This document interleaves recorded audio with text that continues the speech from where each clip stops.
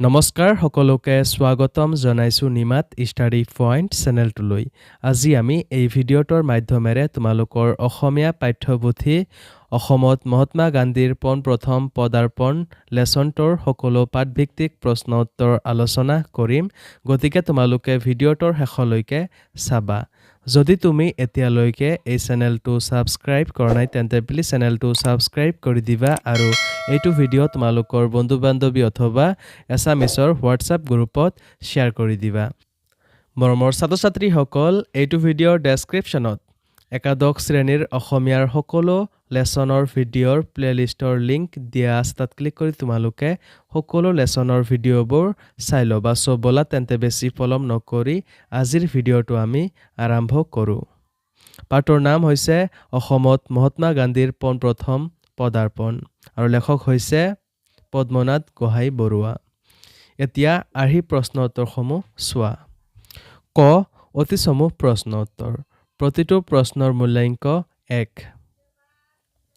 1 number প্ৰশ্নত কৈছে অসমত মহাত্মা গান্ধীৰ পোনপ্ৰথম পদাৰ্পণ শীৰ্ষকটি ক'ৰ পৰা সংগ্ৰহ কৰা হৈছে?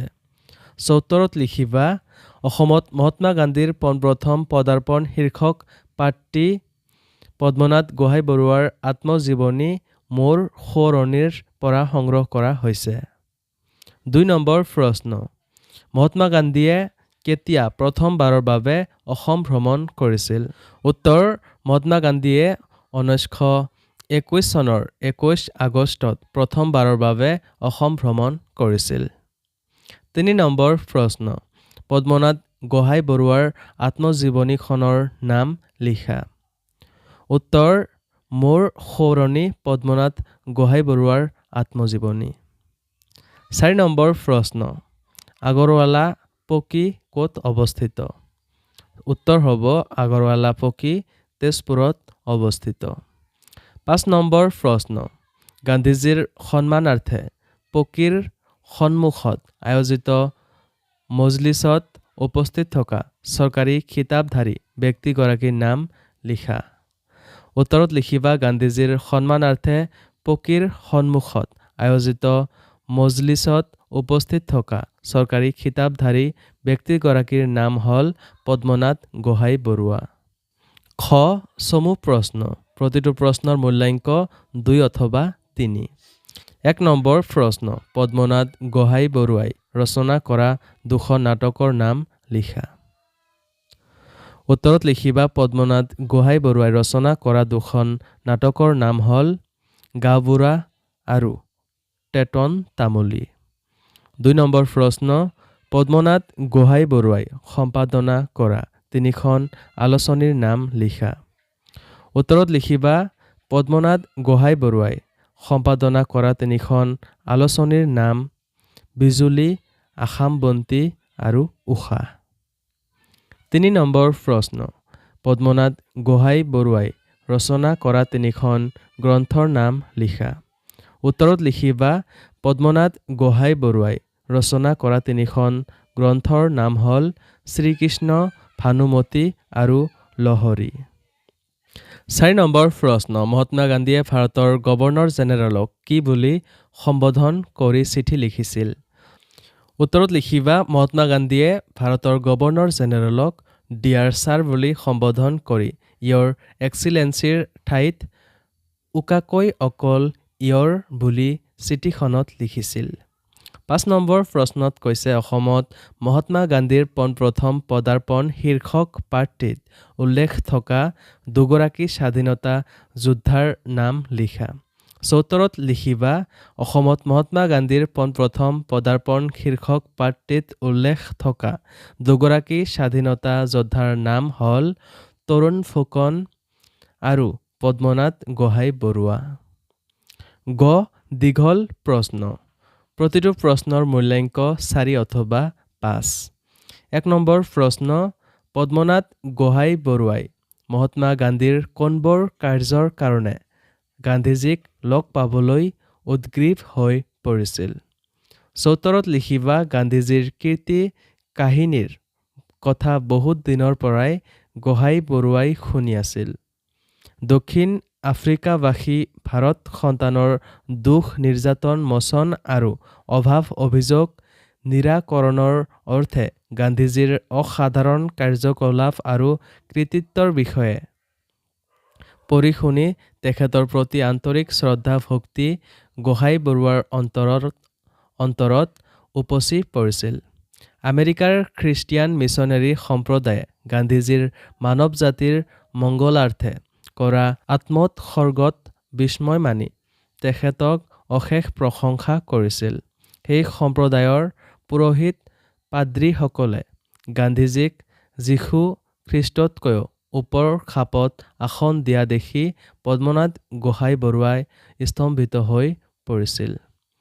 ভাৰতবৰ্ষলৈ উলটি আহি গান্ধীজীয়ে পৰাধীন স্বজাতি ভাৰতবাসীৰ উদ্ধাৰৰ অৰ্থে বিবিধ বিষয়ক নৈতিক, দৈহিক, সামাজিক, ৰাজনৈতিক দেশহিতকৰ কাৰ্যত আত্মনিয়োগ কৰে। সেয়েহে গান্ধীজীয়ে গভৰ্ণৰ জেনেৰেল লৰ্ড ৰিডিং চাহাবলৈ ভাৰতবাসীৰ হৈ এখন পত্ৰ লিখে।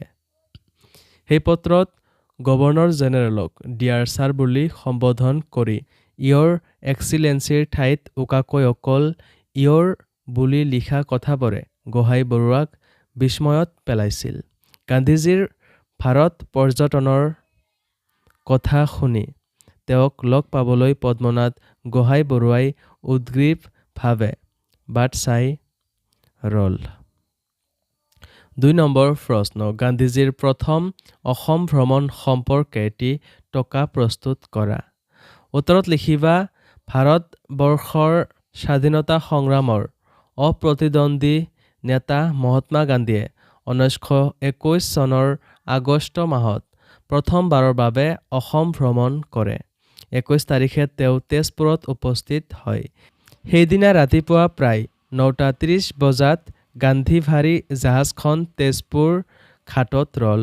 পদ্মনাথ গোহাঁই বৰুৱাৰ সৈতে গোটেই ৰাইজ গান্ধীজীক সম্ভাষণ যাচিলে। গান্ধীজীয়ে গোহাঁই বৰুৱাক ঘৰতে সূতা কাটি বৈ উলিওৱা খণ্ডৰ কাপোৰ ব্যৱহাৰৰ বাবে পৰামৰ্শ দিয়ে। তেজপুৰীয়া ৰাইজে শোভাযাত্ৰাৰে গান্ধীজীক আগবঢ়াই দিয়ে। তেজপুৰীয়া ৰাইজে শোভাযাত্ৰাৰে গান্ধীজীক আগবঢ়াই নি আগৰৱালা পকীত জা-জলপানেৰে আপ্যায়ন কৰিলে। কিছু সময় পিছত গান্ধীজীয়ে স্বৰাজ আৰু অসহযোগ সম্পৰ্কে এটা দীঘলীয়া ভাষণ দি অসমৰ পৰা বিদায় লয়। ৩ নম্বৰ প্ৰশ্ন। গান্ধীজী আৰু পদ্মনাথ গোহাঁই বৰুৱাৰ মাজৰ কথোপকথনখিনি তোমাৰ ভাষাত বুজাই লিখা। তোমালোকে উত্তৰত লিখিবা 1921 চনৰ 21 আগষ্টৰ দিনা মহাত্মা গান্ধী যেতিয়া তেজপুৰৰ জাহাজ ঘাটত উপস্থিত হয়, গোহাঁই বৰুৱাই তৎক্ষণাৎ জাহাজত উঠি গান্ধীজীৰ কাষ চাপিল। গান্ধীজীৰ লগত অসম কংগ্ৰেছৰ নেতা তৰুণ ফুকন আহিছিল। ফুকনে গান্ধীজীক তেজপুৰৰ আগৰণুৱা দেশহিতৈষী অসমীয়া নেতা ৰায়চাহাব পদ্মনাথ গোহাঁই বৰুৱা বুলি পৰিচয় কৰাই দিলে। শুনিয়েই গান্ধী জিকাৰ খাই উঠি ক'লে, আচৰিত, ৰায়চাহাব খিতাপধাৰীয়ে গান্ধীক আদৰিবলৈ আহে। ফুকনে তেতিয়া বুজাই ক'লে যে গোহাঁই বৰুৱা যদিও চৰকাৰী কৰ্মচাৰী তেওঁ কিন্তু ৰাইজৰ হকেহে মাত মাতে। তেতিয়া গান্ধীয়ে ক'লে, যি হওক, আশা কৰোঁ খিতাপৰ কিৰীটিয়ে পাক ঘূৰণি খুৱাই আপোনাক ৰাইজৰ প্ৰতিকূলমুখীয়া নকৰক যেন। তেতিয়া গোহাঁই বৰুৱাই মূৰ দোৱাই সৈমান হ'ল।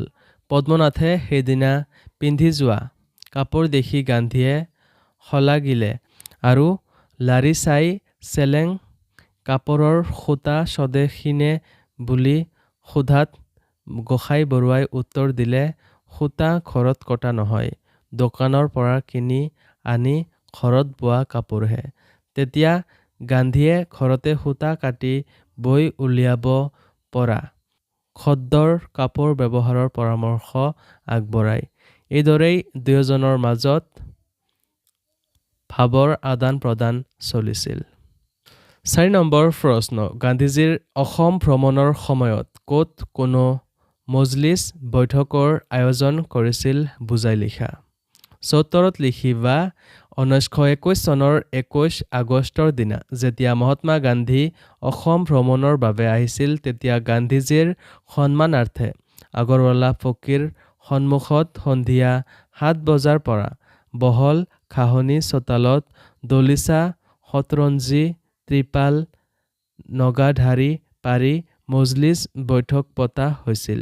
নিৰ্ধাৰিত কাৰ্যতালিকা অনুসৰি টাউনৰ গণ্যমান্য লোকসকল দূৰৈৰ পৰা আহি অভ্যৰ্থনাত যোগ দিয়া ৰাইজৰ নেতা শ্ৰেণীৰ ৰাইজৰ এভাগ আৰু টাউনবাসী সৰ্বসাধাৰণ মানুহ চাপি ধীৰে খাতে যথাযোগ্য ঠাইত আসন লৈছিল। মজলিছত কিন্তু গোসাঁই বৰুৱাৰ বাদে আন কোনো চৰকাৰী চাকৰিয়াল পেঞ্চনীয়া গভৰ্ণমেণ্ট খিতাপধাৰী লোক অংশ লোৱা নাছিল। 5 নম্বৰ প্ৰশ্ন, আচৰিত ৰায়চাহাব খিতাপধাৰীয়ে গান্ধীক আদৰিবলৈ আহে। এই কথাষাৰ কোনে কি প্ৰসংগত কৈছিল বুজাই লিখা। ৭৪ত লিখিবা গান্ধীজী অসম পৰ্যটনলৈ আহোঁতে তেজপুৰ জাহাজ ঘাটত নমাৰ পিছত মি ফুকনে গোহাঁই বৰুৱাক তেজপুৰৰ আগৰণুৱা দেশ হিতৈষী অসমীয়া নেতা বুলি পৰিচয় কৰাই দিছিল। তেতিয়া মহাত্মা গান্ধীয়ে কৈছিল, আচৰিত ৰায়চাহাব খিতাপধাৰীয়ে গান্ধীক আদৰিবলৈ আহে। তেতিয়া মি ফুকনে গান্ধীজীক বুজাই কৈছিল যে ৰায়চাহাব খিতাপ গোসাঁই বৰুৱাক চৰকাৰে দিয়া হয় যদিও আচলতে তেওঁ ৰাইজৰ উন্নতিৰ হকেহে কাম কৰে।